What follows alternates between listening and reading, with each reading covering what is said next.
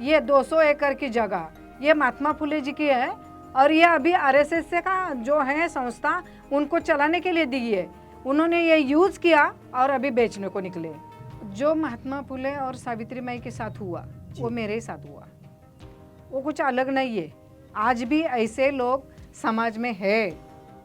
आज भी हमें न मानने वाले, हम महात्मा फुले जी के वंशज नहीं है ऐसे बोलने वाले लोग समाज में है और वो हमारे जाति वाले हैं। तो 200 एकड़ या 400 एकड़ के मालिक फुले दाम्पत्य को 100 फुट का जगह नहीं मिल रहा है उनका प्रतिमा स्थापन करने के लिए।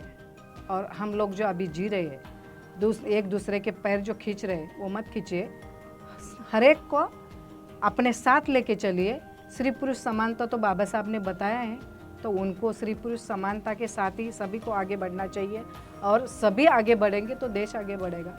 आवाज़ विशेष कार्यक्रम में आपका स्वागत है और विशेष में आज इस समय हमारे साथ है एक बड़ा ही खास व्यक्तित्व। आपसे रूबरू होना चाहते हैं इस एक बड़ी आंदोलन के ज़रिए या फिर बड़ी मांग के ज़रिए और एक बड़े ही एहसास के ज़रिए। आप हैं नीताताई रमाकांत होले। नीताताई रमाकांत होले का मतलब ये होता है कि क्रांति ज्योति सावित्रीबाई फूले और क्रांतिबाज ज्योतिराव फूले इनकी 5वीं वंशज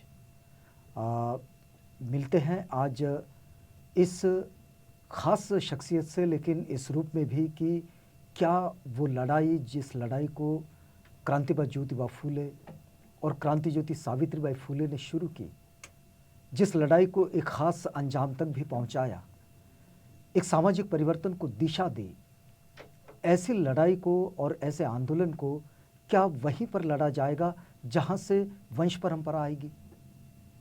क्योंकि इस वक्त ये एक लड़ाई, ऐसी भी लड़ाई चल रही है कि तेलंगाना में क्रांतिबाज ज्योतिबा फूले का जो प्रतिमा है उस प्रतिमा को अपमानित किया गया। यही घटना महाराष्ट्र के यवतमाल में भी हुई और इन दोनों सिलसिले में नीताताई व इस काम को लेकर आगे बढ़ी है। दूसरी बात यह है कि एक बड़े लंबे समय से ये तो लोगों की भी मांग रही है, वैचारिक वंशज ज्योतिबा फूले के और क्रांति ज्योति सावित्रीबाई फूले के कम नहीं, लेकिन ये जो रक्त संबंध से वंशज आते हैं यहाँ भी ये लड़ाई चल रही है और ये मांग परिवार से भी उठ रही है कि क्या क्रांति ज्योति सावित्रीबाई फूले और क्रांतिबाज ज्योतिबा फूले को क्या मरणोपरांत भारत रत्न नहीं दिया जाना चाहिए? क्या वे भारत रत्न नहीं है? जहाँ से आद्य शिक्षा का जो आंदोलन शुरू होता है, उस शिक्षा के आंदोलन की जो आद्य नेत्री रही है क्रांति ज्योति सावित्रीबाई फूले, आधुनिक भारत की पहली महिला शिक्षिका, और जिन्होंने स्त्रियों की शिक्षा के लिए, खासकर लड़कियों की शिक्षा के लिए जो द्वार खोले और बड़ी मेहनत से, बड़ी ताकत से और बड़े संघर्ष के साथ उन्होंने इस आंदोलन को आगे बढ़ाया। क्या उस आंदोलन को यहीं छोड़ दिया जाएगा? आज हम बातचीत करेंगे। हमारे साथ है नीताताई रमाकांत होले। नीताताई, पहले तो कार्यक्रम में आपका स्वागत है और हम समझते हैं कि पहली बार आवाज़ पर आपसे बातचीत हो रही है। नीताताई, इस बात को हम समझना चाहेंगे कि ये जो सारा आंदोलन आप लेकर निकले हैं, इसमें अब देखिएगा एक छोटा सा प्रसंग जो कि क्रांतिबाज ज्योतिबा फूले के जीवन संघर्ष के साथ पहली बार हमें मिलता है कि वे एक छोटे से अपमान को उनके जीवित काल में वे उनके मित्र की शादी में जो सहन करते हैं, और आज तक अगर हम देखें तो ये प्रतिमा भी अपमानित की जा रही है। आप इस व्यवस्था को कैसा समझ रहे हैं? क्या हुआ है कि महात्मा फुले और सावित्रीबाई का महाराष्ट्र शासन वाले या इतर राज्यों के शासन में जी, महात्मा फुले और सावित्रीबाई का बार बार उनको अपमानित किया जा रहा है, तो ये अच्छा नहीं है। लेकिन इसकी खास वजह क्या मानते हैं? क्या व्यवस्था है? व्यवस्था ऐसी हो गई है कि महात्मा फुले और सावित्रीबाई के जो विचार है, सत्यशोधक विचार है जी, शायद उन लोगों को वो पसंद नहीं है, या वो लोग महात्मा फुले और सावित्रीबाई के विचार मानते ही नहीं है, खासकर महिलाएं। आज भी देखिए, महात्मा फुले और सावित्रीबाई ने, आपने पहले बोला कि पुणे में जो पहला स्कूल खोला था उसके ऑपोजिट साइड में दगड़ूशेठ गणपति का मंदिर है। तो आज भी लड़कियां, युवा पीढ़ी पीछे नमस्कार करते हैं, और जहाँ से आपको उठाया है महिलाओं को घूंघट से बाहर निकाला है, या महिलाओं के जहाँ पाँव की जहाँ बेड़ी जहाँ से शिक्षा की अलग जगह। अलग जगह है, वहाँ से वहाँ पीट करके लड़कियाँ खड़े हो जाती है, सामने दगड़ूशेठ गणपति को नमन करती है। वहाँ सोने का कलश है। और यहाँ इतने दिनों तक सावित्रीबाई ने जो स्कूल खोला था, वो स्कूल ऐसा ही पड़ा हुआ था। जब मैं 2011 में यहाँ आई नागपुर में, भूषण दड़वे एक सामाजिक कार्यकर्ता, इन्होंने मुझे बुलाया और यहाँ हमने आंदोलन किया। उसके बाद वो भिड़ेवाड़े का स्कूल हुआ। यानी कि जब तक मैं कुछ बोली नहीं भिड़ेवाड़े के बारे में, तब तक कौन से भी शासन ने महात्मा फुले जी के स्कूलों के बारे में किसी ने भी लिखा नहीं, किसी ने भी कुछ किया नहीं।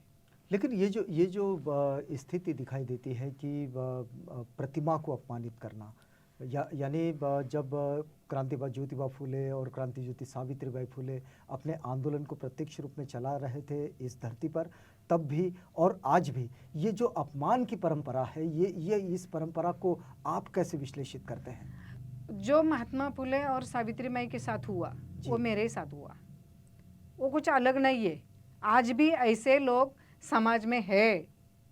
आज भी हमें न मानने वाले, हम महात्मा फुले जी के वंशज नहीं है, ऐसे बोलने वाले लोग समाज में है, और वो हमारे जाति वाले हैं। अभी आप सोचिए कि लेकिन फुले दंपति तो जाति मानते ही नहीं थे, बिल्कुल ऊपर थे वे। वो माली समाज के लोग, अभी आज भी इतर भी समाज के लोग बोल रहे हैं कि महात्मा फुले और सावित्रीबाई ने जो किया वो सब बहुजन समाज के लिए किया, हमारे लिए कुछ नहीं किया। तो ऐसे बोलने वाले लोग जहाँ है, वहाँ तो महात्मा फुले और सावित्रीबाई को नीचा ही दिखाया जाएगा। तो फिर ये जो स्थिति है कैसे बदलेगी? क्योंकि इस समय हम लोग ये देखते हैं ऐसे बदलेगी कि महात्मा फुले और सावित्रीबाई के जो किताबें हैं जी, सत्यशोधक है, महात्मा फुले का समग्र वाङ्मय है, जो है वो बच्चों को पढ़ना चाहिए। जो अभी युवा पीढ़ी है इनको पढ़ना चाहिए। महात्मा फुले और सावित्रीबाई के क्रांतिकारी विचार इन लोगों को पढ़ना चाहिए। और टीवी सीरियल में और मोबाइल पे महात्मा फुले और इतर ही महामानवों के जो रील्स आते हैं, वो घिलौने रील्स देखने के बजाय बच्चों ने ये देखना चाहिए, महात्मा फुले और सावित्रीबाई के छोटे छोटे रील्स वो मोबाइल पे आने चाहिए।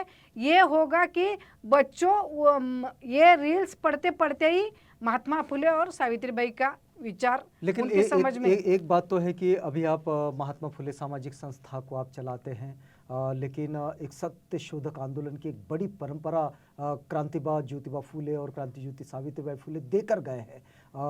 इस परंपरा को क्या महात्मा फुले सामाजिक संस्थान आगे बढ़ा रहा है? चला रही है। किस तरह के कार्यक्रमों के साथ आगे बढ़े हैं? महात्मा फुले और सावित्रीबाई फुले का मैंने जो महात्मा फुले सामाजिक संस्था स्थापन की है, ये इसके चलते ही मैंने भिड़ेवाड़े का राष्ट्रीय स्मारक के लिए वो किया, वो राष्ट्रीय स्मारक हुआ। महात्मा फुले और सावित्रीबाई ने जो शैक्षणिक क्रांति की पुणे में, इस वजह से बाकी सभी आंदोलकों ने किए, लेकिन मैंने पुणे विद्यापीठ को महात्मा सावित्रीबाई फुले का नाम लगाने के लिए जो मैंने प्रयत्न किए, जो सुधीर भाऊ, अभी तो पुणे विद्यापीठ इसी नाम से जाना जाता है। नहीं, अभी तो क्रांति ज्योति सावित्रीबाई फुले पुणे विद्यापीठ ऐसा नाम लगा हुआ जी, है। बिल्कुल, मतलब हाँ, ये नाम जोड़ा गया है अभी, जोड़ा गया है। वो किसकी वजह से हुआ है कि जो तत्कालीन मुख्यमंत्री थे पृथ्वीराज चौहान साहब और माननीय मंत्री थे सुधीर भाऊ मुनगंटीवार, इन दोनों ने ये किया और इनका नाम सावित्रीबाई का नाम पुणे विद्यापीठ को लग गया।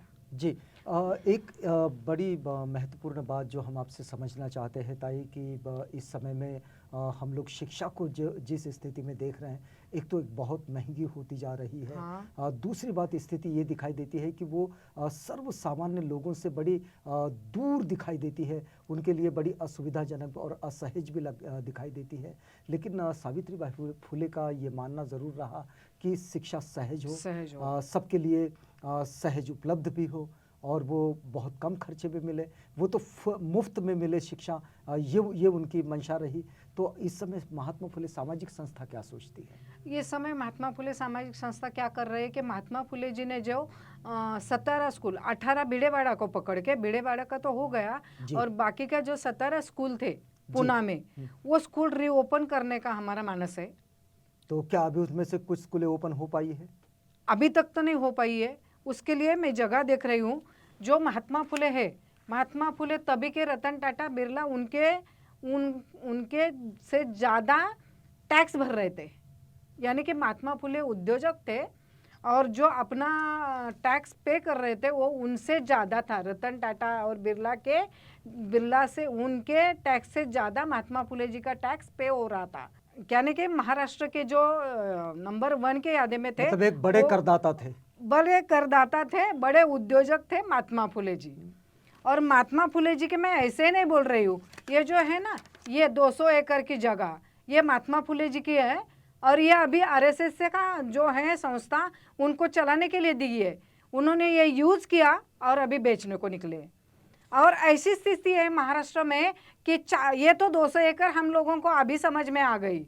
जब भी कोई बेचने जाता है, जब भी ये कोई उस पे कोई आमदार का हो या किसी का हो, क्या बोलते हैं उसे, भ्रष्टाचार होता है, तभी हम लोगों को समझ में आ रहा है। जब से मैं महात्मा फुले सामाजिक संस्था की तरफ से काम कर रही हूँ तो मैं महात्मा फुले जी की प्रॉपर्टी 11 साल से ढूंढ रही हूँ, 2011 से ढूंढ रही हूँ, लेकिन वो मुझे मिल नहीं रही है। अभी चलो छोड़ो कि अभी तो मिल रही है, तो 200 एकड़ या 400 एकड़ के मालिक फुले दाम्पत्य को 100 फुट का जगह नहीं मिल रहा है उनका प्रतिमा स्थापन करने के लिए।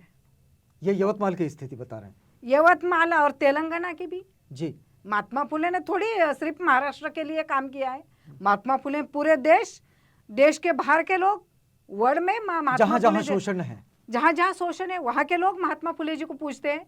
महात्मा फुले जी के विचार आगे लेके जा रहे हैं जी। महात्मा फुले और सावित्रीबाई को पीछे रखेला जा रहा है। अगर महात्मा फुले और सावित्री माई को जिंदा रखना है, उनकी शिक्षा का जो प्रेरणा है वो आगे लेके जाना है, तो हर एक लड़का हर एक लड़की शिक्षित होनी चाहिए। तो इसके लिए क्या किस तरह के प्रयास अभी मैं बोली ना कि वो जो 17 स्कूल है वो रीओपन करना चाहती हूँ। मैं अभी कर रही हूँ वही जगह में, वही बोल रही हूँ कि ये जगह इसलिए दिखाई कि हमारी जगह है। और जो महात्मा फुले जी ने, मैं बोली ना 400 एकड़ के मालिक थे, वही जगह शासन को दी हुई है। महात्मा फुले जी ने 1868 या 70 साल में महात्मा फुले जी ने सामाजिक कार्यों के लिए महात्मा फुले जी ने उनकी 15 एकड़ 20 एकड़ ऐसे हर बार शासन को जगह दी है जी। जो मैं नहीं बोल रही हूँ, वो लिखा हुआ है, टीवी वालों के पास है। लेकिन अभी आप जैसे यवतमाल से आई, तो ये क्या पूरा प्रकरण क्या है ये? यवतमाल से मैं अभी आई तो क्या हुआ कि वो शासन की जगह है। एक कॉर्नर है, स्टेट बैंक के आगे एक कॉर्नर है, वहाँ बहुत गंदा है, गंदगी है वहाँ। और क्या बोले वो लोग कि बहुजन समाज के लोग क्या बोले, सभी समाज के लोगों का क्या ये मानना है कि अगर सावित्री माई की प्रतिमा वहाँ लग जाएगी तो जगह भी स्वच्छ हो जाएगी और सावित्री माई की जयंती करने का उनको अवसर मिलेगा नज़दीक। इसीलिए वो लोग बोल रहे थे कि वह जगह, उन्होंने आज ही नहीं बोला है, उनकी जो क्रांति ज्योति सावित्रीबाई फुले पुतला समिति है, वो लोगों को मैं परसों ही लेके गई अपने महसूल मंत्री के पास। उन्होंने अभी कलेक्टर को फ़ोन किया हुआ है, वो जगह शासन की है तो शासन को देना चाहिए ना जी। तो कार्रवाई हुई, लेकिन कलेक्टर को मालूम नहीं। कार्रवाई पुतला कट करके लेके गए, सावित्री माई की प्रतिमा कट करके 2 तारीख को रात को ही कट करके लेके गए, लेकिन कलेक्टर को ये बात मालूम नहीं। मैंने उनके पालक मंत्री, यवतमाल के पालक मंत्री को फ़ोन किया, 2-4 ओबीसी के नेता हैं उनको भी फ़ोन किया, लेकिन किसी ने मेरा फ़ोन नहीं उठाया। फिर मैं पुणे चली गई और ये जो पुतला समिति के लोग हैं ये परसों ही मुंबई में आ गए। जब भी कैबिनेट थी तभी दोनों पुतला के आए। एक तो जो तेलंगाना का है उसके लिए तो अमित शाह जी को मैंने मुख्यमंत्री को दिया है पत्र कि आप कार्रवाई करने के लिए बोलिए, और ये जो है ये महसूल मंत्री ने तो कलेक्टर को फ़ोन किया हुआ है। अभी ऐसा है कि अगर मंत्री जी ने कलेक्टर से बात की हुई है, अगर ज़मीन शासन की है तो जगह तो मिलनी चाहिए। तो अभी प्रकरण कहाँ पहुँचा है? अभी प्रकरण तो यही है ना, अगर मंत्री ने दिया हुआ है, आदेश दिया हुआ है तो कलेक्टर ने बोलना चाहिए, समिति के लोगों को बुलाना चाहिए, बोलना चाहिए कि आप सावित्री माई की प्रतिमा वहाँ बिठाइए, हम एक लोग आपके साथ है। एक बड़ी लंबी मांग भी रही है बड़े लंबे समय से कि लोग भी इसकी मांग करते हैं, आप भी इस मांग के साथ आगे बढ़ते रहे हैं कि फुले दंपति को भारत रत्न पुरस्कार से सम्मानित किया जाना चाहिए। ये लेकिन इस बात पर सरकार की ओर से कभी कुछ नहीं आता। नहीं हुआ है सरकार की ओर से, अभी पिछले अपने सरकार की ओर से यानी कि महाराष्ट्र सरकार की ओर से पिछले अधिवेशन में ही सुधीर मुनगंटीवार ने ये ठराव पास किया हुआ है, और उनके जो राज शिष्टाचार मंत्री है जय कुमार रावल साहब, उन्होंने ये ठराव पूरे जो भी आमदार हैं विधायक है उनकी सभी की तरफ से ये ठराव पूरा करके केंद्र शासन को गया हुआ है।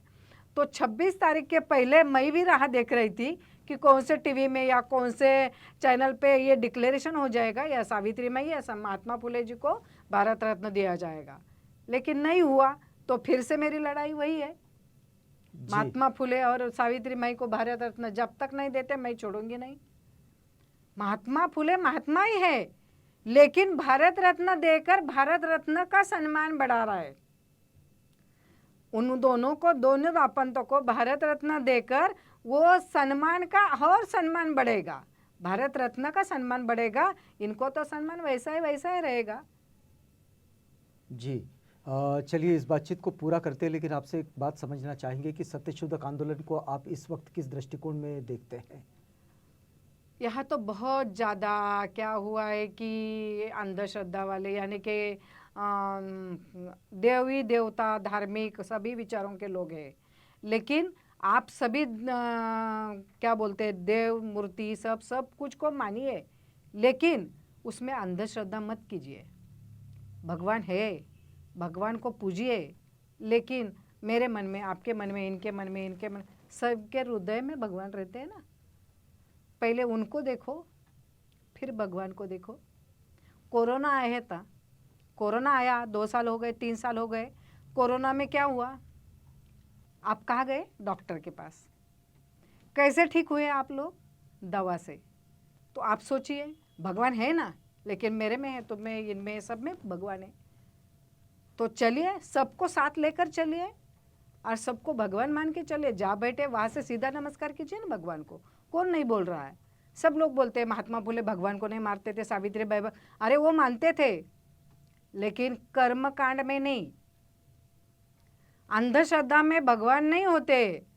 भगवान बोलते हैं मेरे बजाय आप दूसरे की मदद करो, उसमें ईश्वर है। जिनको जरूरत है उनकी मदद करो, उसमें ही भगवान है। चलिए नीताताई इस बातचीत को पूरा करते हैं। अगर मैं मेरे दर्शकों के लिए अगर आपका कोई संदेश लेना चाहूँ तो क्या संदेश होगा? एक दूसरे को साथ लेके चलना चाहिए, और हम लोग जो अभी जी रहे हैं एक दूसरे के पैर जो खींच रहे वो मत खींचिए, हर एक को अपने साथ लेके चलिए। स्त्री पुरुष समानता तो बाबा साहब ने बताया है, तो उनको स्त्री पुरुष समानता के साथ ही सभी को आगे बढ़ना चाहिए, और सभी आगे बढ़ेंगे तो देश आगे बढ़ेगा और वर्ल्ड में हम लोग नंबर 1 होंगे। सबको साथ लेकर चलना चाहिए। ज्योतिबा फूले और क्रांति ज्योति सावित्रीबाई फूले का ये जो संदेश है, उसी संदेश को आज 5वीं पीढ़ी के द्वारा भी हम सुन रहे हैं। हम बातचीत कर रहे थे नीताताई रमाकांत होले से। इस बातचीत को पूरा करते हैं, लेकिन आप बने रहिएगा आवाज़ इंडिया के साथ। ताई आपका बहुत बहुत धन्यवाद। धन्यवाद। धन्यवाद दर्शक।